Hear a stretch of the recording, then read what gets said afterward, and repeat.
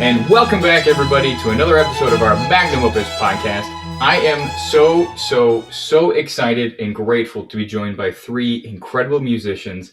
You all know them very well. I have three members of Orion here with me. The wonderful Diana Schmuck, the incredibly talented Catherine Pirtle, and the most amazing Florentina. And I have them here with me for the next podcast here. And I'm just super excited to dive in and explore all things chamber music with one of the most elite groups in the Chicagoland area. So thank you all again so much for joining me. Let's go ahead and get started. Tell me a little bit about how and when did Orion become involved in Opus? Well, it's been so long that I can't even remember. At least 15 years we've been part of Opus. And the way I recall it happened, it was through our concerts take place downtown Chicago, Evanston, and Geneva, western suburbs. And Linda Yu was coming to our concerts, and she loved our group from the beginning, and she was a regular concert goer, and I can say a fan. She immediately became a friend of Orion, and I always felt that we have a very special relationship, me and her, because she's a violinist and I'm a violinist, and we used to love talk about violin talk at the end of the concert, where she would ask me, "Wow, that was hard. Wow, that was so awesome," violin comments. And she actually invited us to perform there one time. It started with just performances, and then immediately after we became involved with the whole project. I remember when Dr. Linda Yu was actually thinking about Opus and about forming a chamber music, festival in the suburbs, something like it had never been done before. And we, as a chamber ensemble, were so excited for her and with her, because it was a very unique concept. Yes, there are many music festivals and chamber music festivals, but what she started doing at that time was very unique, still is. And so we quickly became involved, and I have to say, fell in love with Opus, with the wonderful students, with a passion for chamber music. And every time we felt that we inspired and made a difference when we were there. And it was really a lovely process to see how much one can actually do in a week, basically 5 days. From Monday to the performance on the weekend, how you can transform musicians at many different levels, which was new to us, because as accomplished artists who have performed all over the world on all the major stages, et cetera, together and separately, I don't think any one of us was used to this kind of developing a chamber ensemble from the very beginning to the end of the week in 1 week, where they can perform the piece and they can learn a lot. I think it's evolved a lot from the beginning. And I think Opus is a wonderful program, not only for chamber music, but all kinds of other music and music writing and composition and video. And, when kids will be able to go in person again, it will be back to meeting children, young people of your age, younger, older, that share the passion of music, making new friends, and expanding your horizons in a way that is very hard to do any other way. Absolutely. So it's been a long time, and we've loved every minute of it. Yeah, absolutely. And speaking just now is Florentina, the wonderful violinist of the Orion Ensemble. Let me ask somebody else a second question here for you guys. And that one is, how has playing virtually for so long, we've almost been here for a year now, affected your sense of ensemble? Well, as an ensemble, we have not played virtually. Um, we have played as much in person as possible. I have had to do quite a few virtual things because I'm also a music director at a church, and so I have become a sort of sound engineer. I was lucky that the person who was living in the second floor of the apartment building where I live had been a sound engineer. So for many months, we were able to, and I didn't know that he wasn't doing that at the time, but evidently in the past he had done it. So for many months, I recorded things here. I sent files to singers and back and forth. And then when he and his wife left this area and left this apartment, I bought some expensive equipment and became a sound engineer, which has been a real interesting experience. It's looking at music from a whole different perspective. And I've even learned how to put choir pieces together and other sorts of ensemble things together.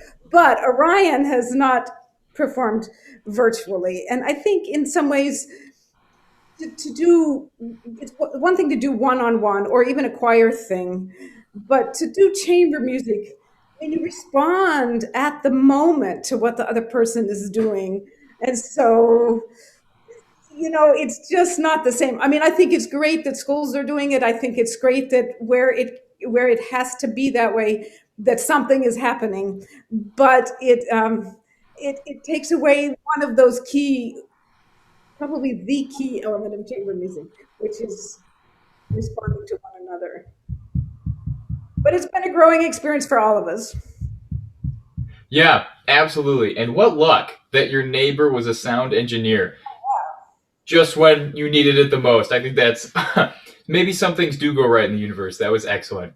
And that was the wonderful Dr. Dana Schmuck, our pianist of the Orion Ensemble. So my next question for you guys, a lot of younger musicians, they're often just given music to play, whether it's a solo from their teacher or just a piece for their ensemble. So I want to ask you guys, how do you choose music that you like to perform? I guess I'm going to talk on that matter. I'm Kathy Pirtle, the clarinetist, the lone wind player in the group. We all have a wish list every year of things that we would like to play.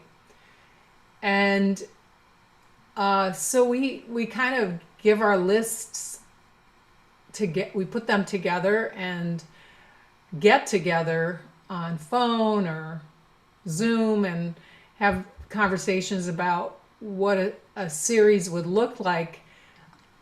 We've done that this is our 28th season, so I would say that we've done this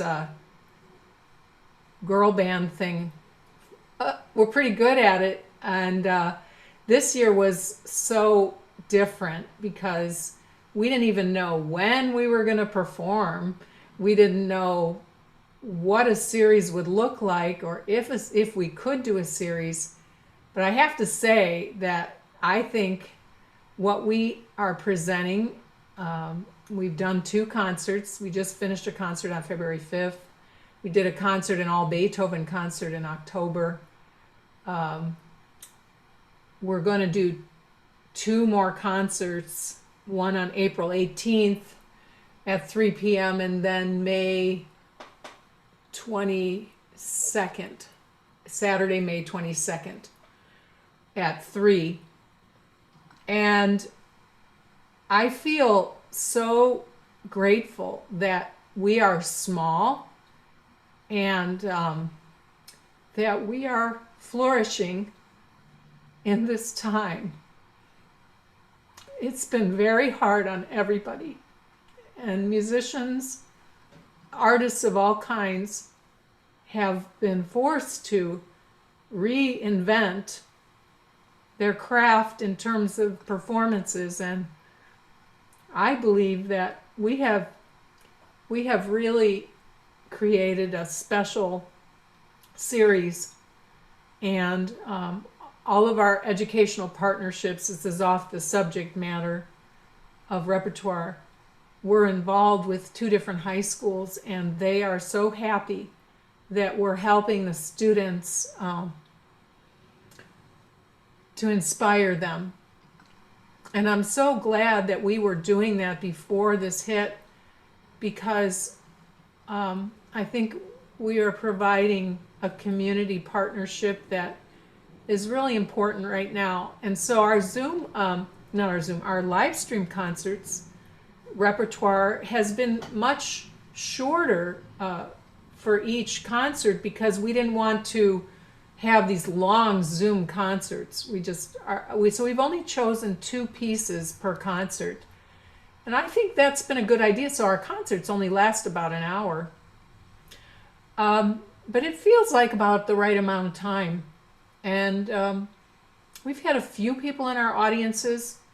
And after the concerts, we all join each other to have a glass of wine. And so it's really brought some normalcy, I think, to all of us. And I just really cherish all of my group, every person in our group. I cherish all of our audiences who are listening now on streamed concerts. We've had a lot of listeners. We've met a lot of new people, I think, through this virtually. And so I think there's been a good things that have come from it, as hard as it's been. Absolutely. And Catherine, if I could ask a quick follow-up. You said earlier that all of the members they have a wish list that they dream up maybe the season prior, and they say, this is what we want to hit. How do you come to that wish list? Do you spend a lot of time listening to other groups perform and say, yes, that's something I want to play? Or do you research and try to get in contact with other new composers that are composing something new and jumping on it? Well, I'm just going to say one thing about that, all of the above. So here's Florentina. Well, I'd like to say that that was a great question, Drew. And at this point in our careers, we don't have to listen to somebody else for musical inspiration or repertoire inspiration. Certain composers, we've played everything they wrote for chamber, for our particular instrumentation, but we do listen for new music. We do listen for and research hidden gems. We have recorded and discovered music that's as old as Brahms, etc., like Labor and Aman. And these composers are very, very little known, if known at all. And we have discovered, and we've always made an effort to do that, as well as expanding the repertoire for strings, piano, and clarinet. Our repertoire as a piano trio or piano quartet is huge. String trios, huge, but the clarinet repertoire was not huge. And all these years we've been looking for new music. We've had composers approach us several times where they wrote things for us. We had commissioned major contemporary composers and Chicago composers, and we brought an abundance of pieces to the repertoire that did not exist before Orion. Diana Schmuck, our pianist, has done extensive research for music that was not known or and new music. She was very passionate about newer music, also women composers, music. Really, we've done it all. The hardest thing to do in choosing repertoire, I feel, is to agree which piece to play first. Because I think we all agree we could live another 50 years and we wouldn't be able to play everything we actually want to play. There's so much music. And when you have a standard piece that you love, like a favorite song, whether it is pop or rock or jazz or any kind of music, you love that piece, you love that song, you don't just want to play it once and then never again, right? So we bring back favorite pieces. I think the word is research, agreement, and keeping a good balance between old and new, and discovering what's new and great. And there's a lot out there. Yeah, absolutely. I want to add some kind of comment about some of the things that we've done. We've had a lot of composers who've wanted to write things for us, and we've had some pieces that have been written for jazz style for our group. I think that's been a lot of fun. Last season, we did a piece by an African composer that we arranged. It was for a string quartet. We arranged for our group. We only did, I think, one of the movements. It was really a long piece. But we all played percussion in it. And I just loved doing that. I felt like I really was kind of in Africa when we did it. But we've had a lot of fun, not just playing repertoire that people would think that we should be playing, but we've crossed over into a lot of different genres just for fun. And I'm so happy that we are very bold. I would just add one thing. We should give credit to Sally Diedrichson, who, I don't know how she has found a lot of things, but she has found a lot of these hidden gems, these things that were written sometime in the last 200 years and are in the style of some of our familiar composers. And she passes them along to us. And some of them have been just absolutely wonderful. So she gets some credit as well. Yeah, I want to say that our Twilight of the Romantics album was done because of her doing that for us. Both of the pieces on that were pieces she found, and both of those pieces have huge Brahms influence. And actually, on our last concert this season, we're going to perform one of the pieces from that album, The Robble, which is a quartet for our core group, and it's gorgeous. So I'm looking forward to it. Absolutely. There is so much that was just answered that we get to unpack. It has me in goosebumps. You said that composers were composing for you. And I think as any musician, that's kind of the dream, to be so well versed in everything that someone comes up and says, hey, I'd like to write a piece for your group. If I had more time, I would expand so much on that question. But unfortunately, I do have to move on. These next two questions I would kind of like to direct to each of you. So maybe we can just kind of go down the row and have a short little answer here. Obviously, as trained professionals, each of you have been lucky enough to perform in all manner of ensembles, big and small and solo work. So the big question for you guys, why choose chamber music? I think I'll start. And Florentina speaking here. I'll start because chamber music was my passion since ever I was a little girl. And I had a piano trio when I was 9 years old. So I've been playing chamber music throughout my life. I grew up thinking I will be a soloist. And I was educated as such, trained as such. And I did competitions and things like that in Europe when I grew up in Europe. And when I came to the States, I did a variety of things, performing with all the major orchestras, being concertmaster of several Chicago orchestras, from the Chicago Philharmonic to the Chicago Chamber Orchestra, et cetera, et cetera. But I always had this passion. And I think it is, for me, it is because I'm a very social person. I love people. But you can't love 60 people at once, like in an orchestra. But in a chamber ensemble, you can be both a soloist and collaborate with a few other musicians in the most intimate musical way. There's nothing that compares to it.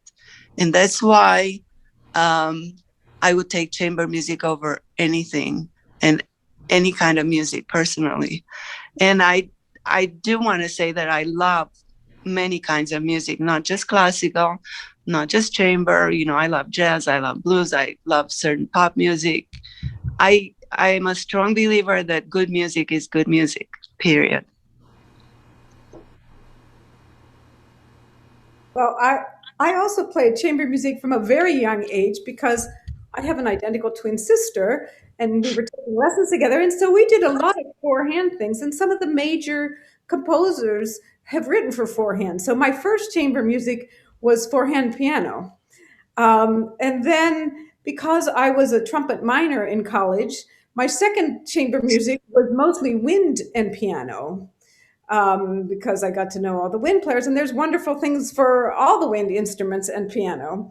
And then my third one was actually singers, because in graduate school I got to know the art song repertoire, which is the equivalent of chamber music for piano and voice. And I worked for several years in the Staines Institute at Ravinia with their art songs. And that's also wonderful chamber music. And then the last one that I came to was strings. And so each one is a whole different experience, but each type of chamber music allows a real conversation. And all music, you have a conversation with the composer, you have a conversation with the audience, but with chamber music, you also have this conversation with your fellow musicians in a way that you don't with the large ensembles and that you don't as a soloist. And to me, it's the greatest. It's like, it's got everything. So clarinet players generally start when they're 9. And by the time I was in junior high, which is just a couple of years later, I was in a woodwind quintet. And we had the best time. I mean, I just can remember laughing a lot. And playing lots of great music, but just having a great time.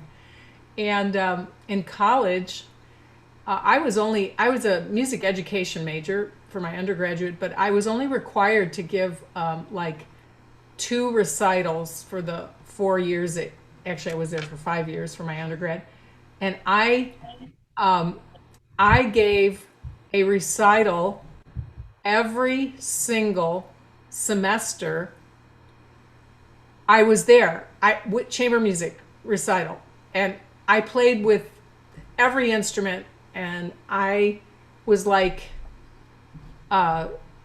just enamored with chamber music. And so that started me on the journey of always being a creator of opportunities. And so as I became more and more experienced as an artist, and I playing in orchestras and wherever I went, Indiana University I didn't finish my PhD, but when I was there, I was constantly playing chamber music. So when I played in the Civic Orchestra in the early 1980s or mid 1980s, again, Diana and I met actually then, and we started a chamber group with a similar configuration to what we have now. And then I just decided that instead of, I would book concerts for this group at different venues all the time, and that got very tiring because they wouldn't have us play twice. I was thinking, well, why don't you ask us back? And we did several years of recitals at the Skokie Public Library for free. It's crazy. I just decided that I wanted to have a home that I could count on to play chamber music with my people that really were dedicated to the group, and that I didn't have to do all of the work myself. And so when Diane and I, played through those times, and then I met Florentina, and we met we had freelanced with each other, but we started to play more together through going on tour with the Warner Brothers Symphony Orchestra. And on Southwest Airlines, we started talking about chamber music. and I knew I had met my match. So we asked Diana, the three of us, we played a big concert at DePaul University, and it was such a great success. We decided to keep going, and there's the story of Orion. It started on a Warner Brothers tour,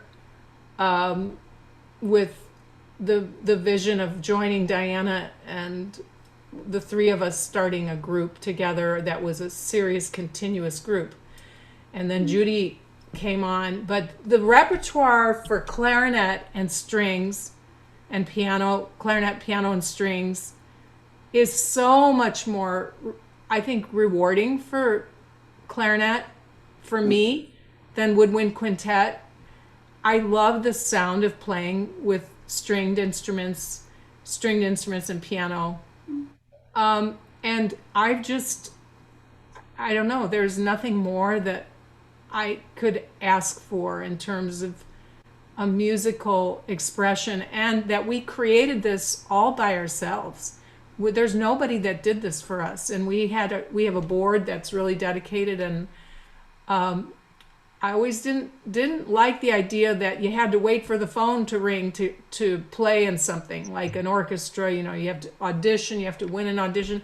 I'm like, I'm a musician now. I'm going to do my own thing, and then whatever else I do in music is going to be additional, but that chamber music would be the center of my creative output. And I believe it's just, as all of us are saying, there's nothing better than what we're doing. We're very, very blessed.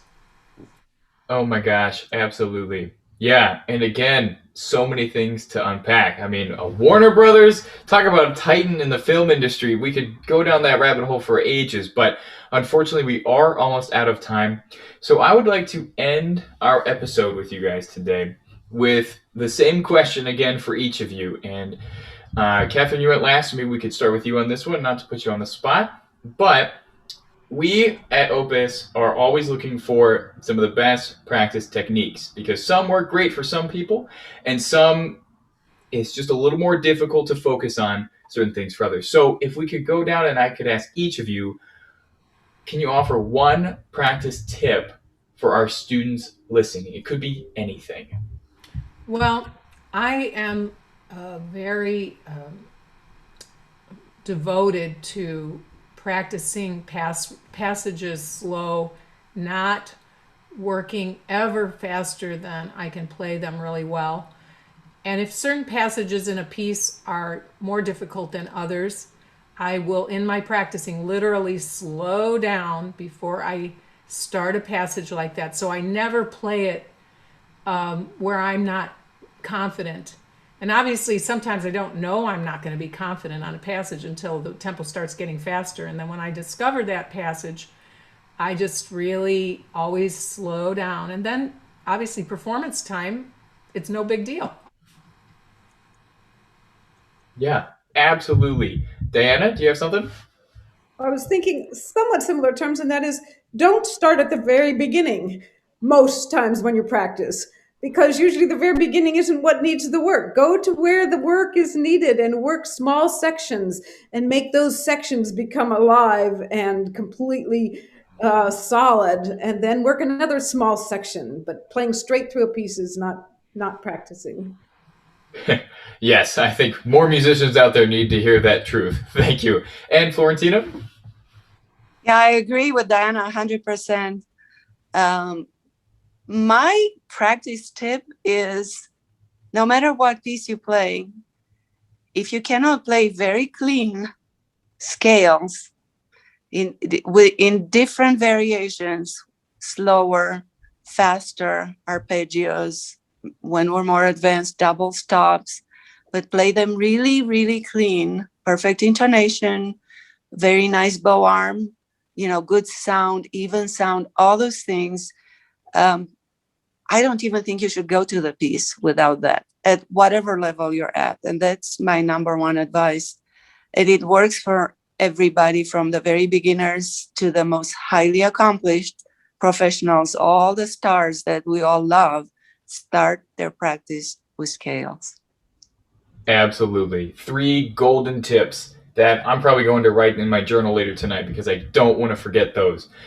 Thank you again for a wonderful episode. Really, I wish I had more time with you guys because there was so much more to Orion. There always is so much more. We always get a taste of what we can have, and then we just want more.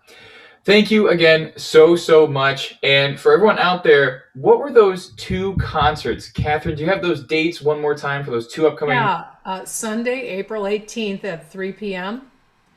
And they're going to always be on our YouTube channel. So Orion has a YouTube channel. You just go there. And May 22nd, Saturday, May 22nd at 3 p.m. So it's Sunday and it's Saturday, same thing. Check us out.